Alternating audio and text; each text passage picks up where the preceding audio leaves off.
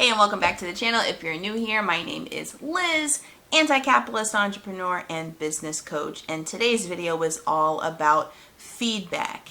Everybody wants feedback, but why is it so hard to get? I decided to do this video because the one thing that I've heard consistently throughout my years of being a coach and working with clients, the number one thing that I have heard people ask for is feedback. They want to get it from their audience so that they know what content's landing, so that they then know what content to create that would then help them so that they can build that trust that then gets them to buy. And I felt it was important to have this conversation because waiting for feedback can create a barrier to you selling your offers and creating your marketing. And it's something that you really can't wait for because it does not work the way you think it does. So let's dive in. So right now, as you're creating your content, your expectation is that you create something that's really good, that really resonates with your people. And then your audience, filled with hopefully ideal clients, will resonate with that feedback. And as they will resonate with that content. And then as they resonate with that content, they'll leave comments saying how much they love this material, what aspects of that material they thought were the most helpful, different things they'd want to hear more from you about this topic. Your expectation is that you're going to get this feedback from your audience that's going to provide clarity about what direction you should be going in, what you should be giving them more of, so that they will eventually want to work with you. Because at the end of the day, you want to help them. So clearly, if they tell you something that they like or enjoy or want more of, then you will provide that for them. But we forget that feedback actually is not an easy thing to get, especially helpful feedback. I've spent over a decade working in HR, and I can tell you that we have to put on trainings to help managers understand how to actually give helpful feedback. Otherwise, all you're going to get from a job well done is great job. Keep doing what you're doing. Awesome. Or you get nothing at all. It's like, so that's what's happening in the 9-to-5 world. People do not naturally know how to give feedback.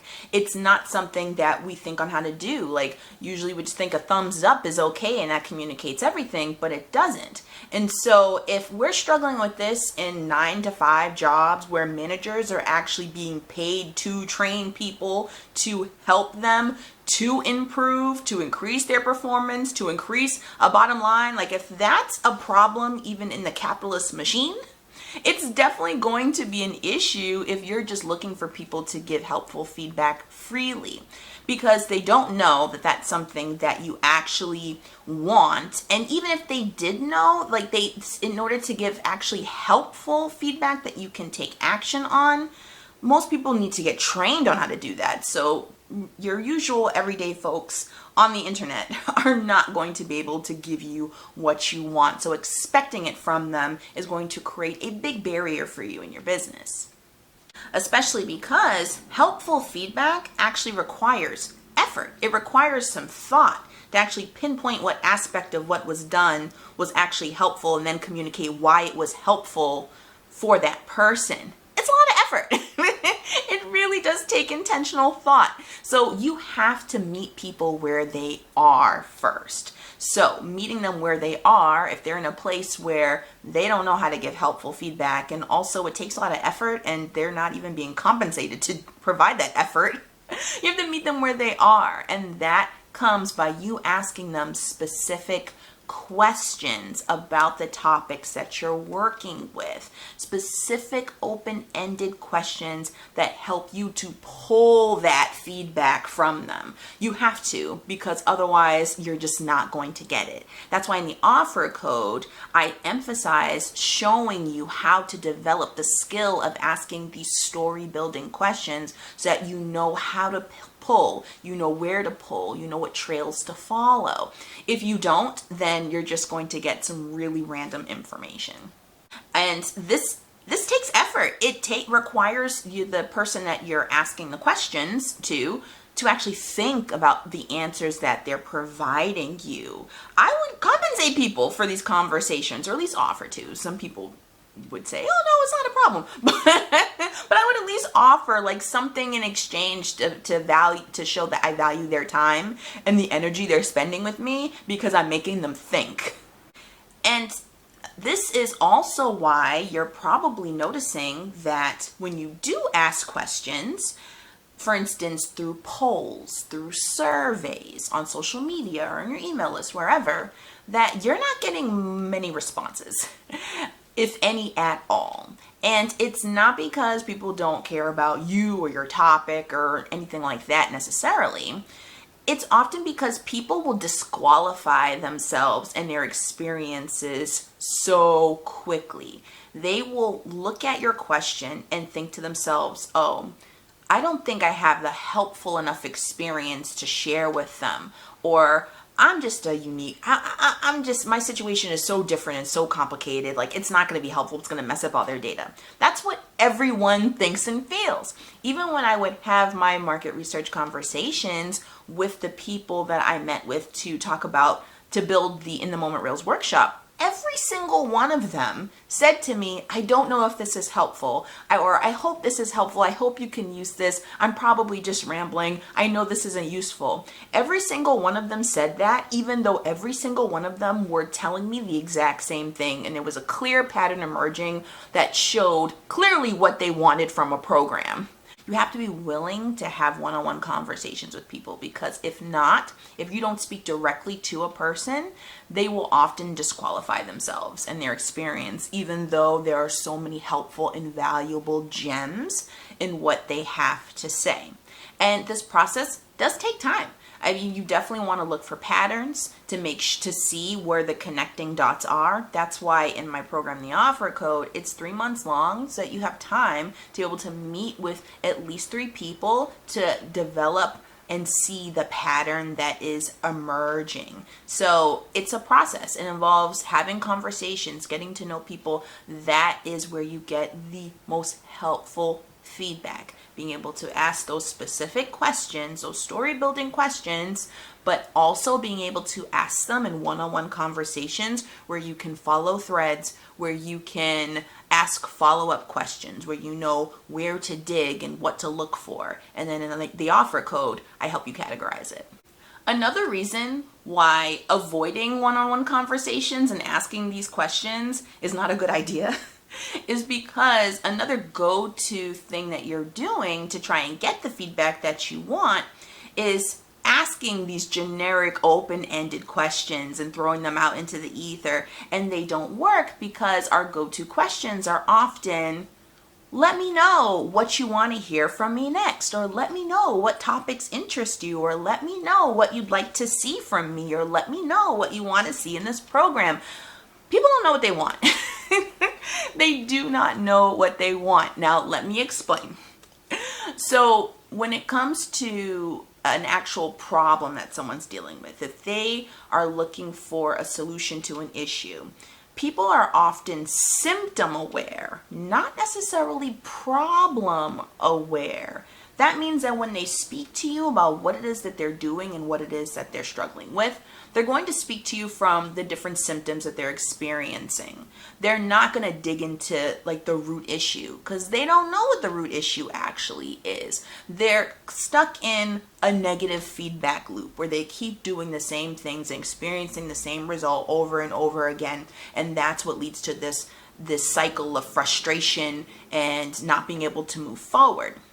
But they don't know that, which is why it's a problem, because if they knew it, then they would fix it, right? So because they don't know it and they're not aware that it's happening, they aren't able to tell you exactly what it is that they want, because they themselves don't even know what the actual root issue is.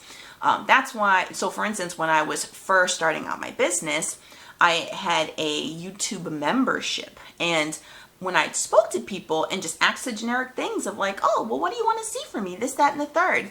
And what I would often hear back is, oh, if you had a YouTube course, if you had a YouTube course, I would definitely buy that. Like, that's the thing. That's what I need. And I had multiple people tell me that they wanted it, that, you know, a YouTube course would be really helpful. So they could just sit there and just take the course and have all the steps. And I thought, okay, I'll just create that. So I did. I spent weeks painstakingly creating this course that then no one bought. Not even the people who actually asked for it. And it was a reminder that people can only speak to the symptoms that they're experiencing. So if I rewind back to then, in their head, they're thinking, well, I can't just sit down and do this thing. So if I just had a course that taught me all the steps, then I could just sit down and do this thing without actually addressing the reason why they couldn't just sit down to do the thing in the first place.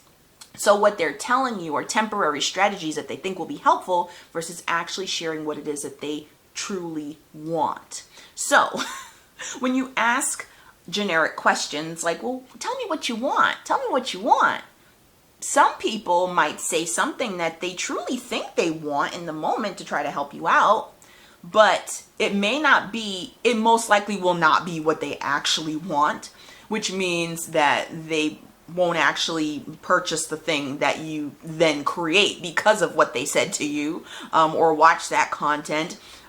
Or most likely what ends up happening is that just people don't respond at all, because what do you want can be such a almost like debilitating question, because we aren't often asked, well, what it is that we want. I mean, think about it. Like, how hard is it to figure out what you want for dinner? If someone asks you, what do you want for dinner? I know when my husband asks me what I want for dinner, I'm like, I don't know.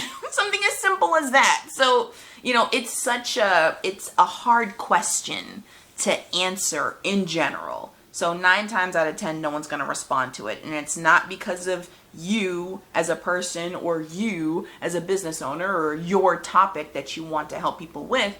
It's just because the question is a very hard question to answer, even though it seems so simple. If only. So that's why in your questioning, you have to follow the pain point. Now, I know how we feel about this word pain point because it's been used and abused and it's created so many problems for what business looks like out here. But instead of thinking it as a way to twist the knife and trigger people to experience these negative emotions that they then feel helpless and need to work with you, think of it as just trying to understand their symptoms so that you can then figure out the root problem. So that means that your questions have to be geared towards the symptoms they're actually experiencing, to dig under the surface, because you have to be able to ask those almost like ask questions to actually diagnose what's happening. And that involves, again, asking those story building questions, being able to do that in one-on-one conversations where you can really dig deep and get to some really helpful information. Because in order to create an offer that your ideal client actually wants, you have to know what they want and need so that you can address all of it. Which is why it's important to make sure that the offer that you are selling in this world addresses a simple problem so that you can provide a simple solution, because that will make selling so much more simple. So in the offer code, I help you do just that by helping you to have helpful feedback conversations that involve specific story building questions so that you can truly address what is going on and create the offer that your ideal client wants. All right, so make sure that you use the link in the description box below to book an interest call so we can chat and see if the offer code is the right fit for you. Follow me on Instagram or on Threads. That's where I'm at most of the week, and it's a vibe. I'd love to hear from you over there, and I'll see you next time.